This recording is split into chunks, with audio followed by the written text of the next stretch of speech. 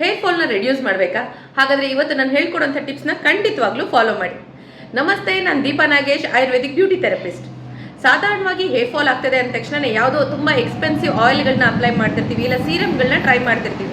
So ಇದನ್ನೆಲ್ಲ ಮಾಡೋದಕ್ಕಿಂತ ಮನೆಯಲ್ಲೇ ಸಿಗುವಂಥ ಕೆಲವೊಂದಷ್ಟು ಇಂಗ್ರೀಡಿಯೆಂಟಿಂದ ತುಂಬಾ ಈಸಿಯಾಗಿ ಹೇರ್ ಫಾಲ್ನ ನೀವು ಕಂಟ್ರೋಲ್ ಮಾಡ್ತಾ ಬರ್ಬೋದು.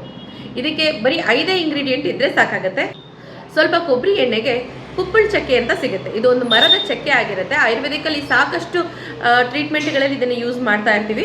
ಸೊ ಸ್ವಲ್ಪ ಕುಪ್ಪಳ ಚಕ್ಕೆ, ಸುರುಳಿ ಬೇರು ಜೊತೆಗೆ ಕರಿಬೇವನ್ನು ಕೂಡ ಆ್ಯಡ್ ಮಾಡ್ಕೊಳ್ಳಿ. ಇದಕ್ಕೆ ಸುರುಳಿ ಬೇರು ಅಂತ ಸಿಗುತ್ತೆ. ಇದನ್ನು ಹಾಕೋದ್ರಿಂದ ರೂಟ್ಸ್ ಕೂಡ ತುಂಬ ಚೆನ್ನಾಗಿ ಸ್ಟ್ರೆಂಥನಿಂಗ್ ಆಗುತ್ತೆ. ಆಮೇಲೆ ಒಂದು ಅರ್ಧ ಸ್ಪೂನಷ್ಟು ಈರುಳ್ಳಿ ಬೀಜ ಅಂದರೆ ಕಲೋಂಜಿ ಅಂತ ಏನು ಹೇಳ್ತೀವಿ, ಈ ಎಲ್ಲ ಇಂಗ್ರೀಡಿಯೆಂಟ್ನ ಹಾಕಿ ಸ್ವಲ್ಪ ಮಹಾಗನಿ ಟ್ರೀ ಚಕ್ಕೆ ಅಂತ ಸಿಗುತ್ತೆ, ಅದನ್ನು ಕೂಡ ನೀವು ಇದರಲ್ಲಿ ಆ್ಯಡ್ ಮಾಡ್ಕೊಳ್ತಾ ಬರ್ಬೋದು. ಸೊ ಎಲ್ಲದನ್ನು ಹಾಕಿ ಸ್ವಲ್ಪ ಬಿಸಿ ಮಾಡಿ ಅದು ಸ್ವಲ್ಪ ಕೂಲ್ ಡೌನ್ ಆದಮೇಲೆ ಸ್ಕ್ಯಾಲ್ಪಿಗೆ ಚೆನ್ನಾಗಿ ಅಪ್ಲೈ ಮಾಡಿಕೊಂಡು 20 ಮಿನಿಟ್ಸ್ ಬಿಟ್ಟು ಹೇರ್ ವಾಶ್ ಮಾಡ್ಬೋದು. ಇಲ್ಲ ಓವರ್ನೈಟ್ ಬಿಟ್ಟು ಹೇರ್ ವಾಶ್ ಮಾಡೋದ್ರಿಂದ ಹೇರ್ ತುಂಬಾ ಸ್ಟ್ರಾಂಗ್ ಆಗುತ್ತೆ. ಹೇರ್ ಫಾಲ್ ರಿಡ್ಯೂಸ್ ಆಗೋದ್ರ ಜೊತೆಗೆ ಗ್ರೇ ಹೇರ್ ಕೂಡ ಪ್ರಿವೆಂಟ್ ಆಗುತ್ತೆ. ಮನೇಲಿ ಈಸಿಯಾಗಿ ಮಾಡ್ಕೊಳ್ಬೋದಾಗಿರೋಂಥ ಈ ಹೇರ್ ಆಯಿಲ್ನ ಖಂಡಿತವಾಗ್ಲೂ ಟ್ರೈ ಮಾಡಿ.